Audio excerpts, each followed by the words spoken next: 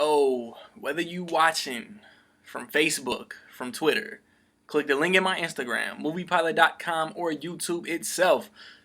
What up, world? I just saw Teenage Mutant Ninja Turtles Out of the Shadows. It is the sequel to the 2014 reboot, Teenage Mutant Ninja Turtles. It stars Pete Plosek, Jeremy Howard, Noel Fisher, and Alan Ritchson. Y'all didn't think I was gonna remember all the mocap actors for the Turtles, who also do the voices. Yeah, Johnny Knoxville didn't come back for this one. Megan Fox, Stephen Amell, Brian T, Brittany Ishabishi, I hope I pronounced that right. Laura Linney, Gary Anthony Williams, Sheamus from WWF, and Tyler Perry and Brad Garrett.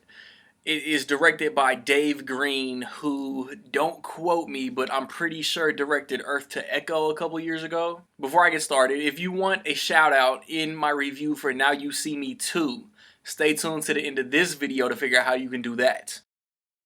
You got the Turtles, the Teenage Mutant Ninja Turtles, and the opening sequence is actually pretty funny, and it's revealed that somebody is taking the credit, because the ninjas can't, and the Teenage Mutant Ninja Turtles can't be taking the credit for what happened in the first movie. Somebody else is doing that. It's a funny sequence, and they I don't want to go into any details, man. It got the comedy started on a good note, man. But then you got Shredder, who's in jail. Brian T replaced the old dude from the last movie. Brittany Ishabishi replaced the chick that played Kari from the last movie. And then something's happened with Shredder, and that brings him into an interaction with Krang. And they never say Dimension X, but it's Dimension X like a motherfucker. And then they come up with a master plan. And then Shredder has to find some things to help Krang bring himself to Earth and world domination and all that mess. The Turtles find out about it. There's Ooze involved. We get Bebop and Rocksteady. The Turtles just do what they got to do is to save the world again.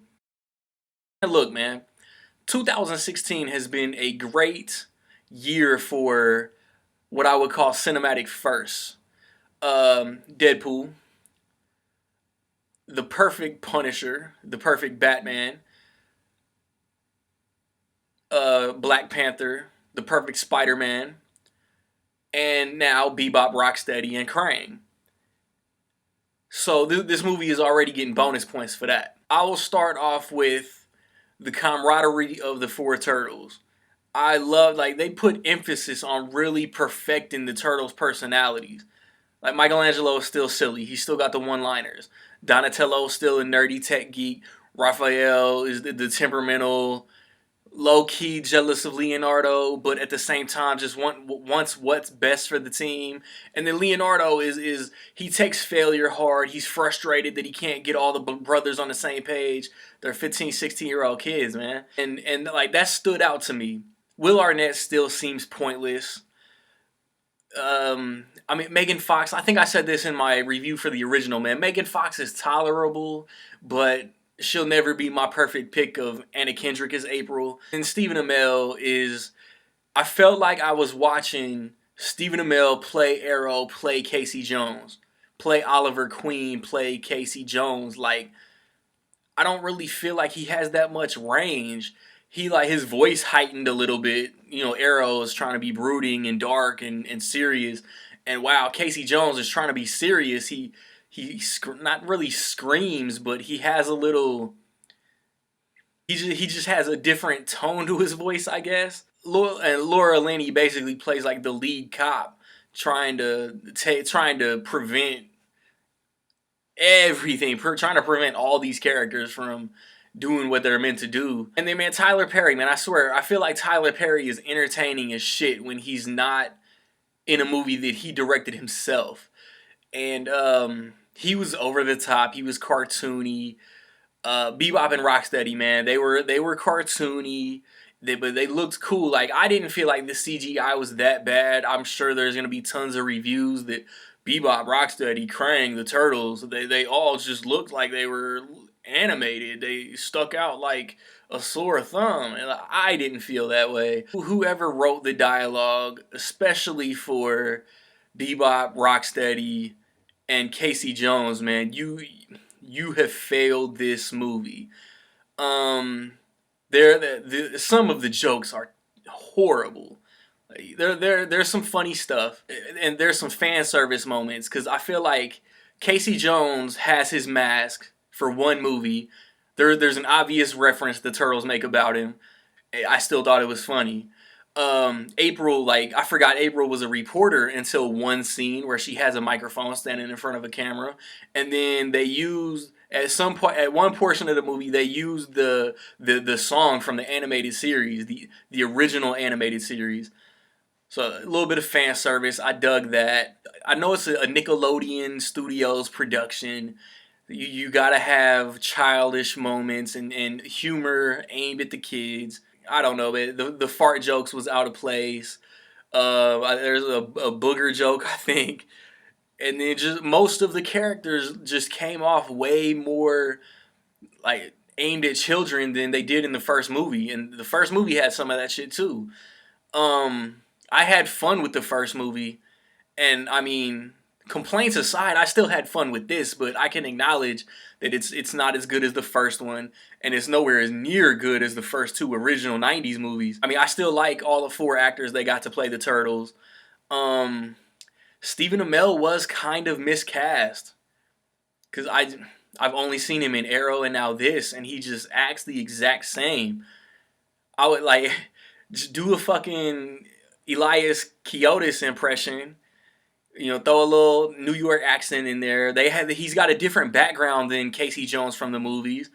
They sprinkle in the romance between Casey Jones and April, kind of like in the original movie, even like in the '07 cartoon. They missed an opportunity with Baxter Stockman too, with Tyler Perry's character Baxter Stockman, but I won't go into that. Like, you should know if you see the movie, you should know.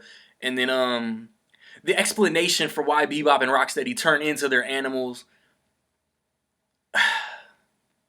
I don't know if I buy it, but I don't know if it was ever in a comics or a cartoon. I'm complaining a lot about this movie, but I still had a good time watching it.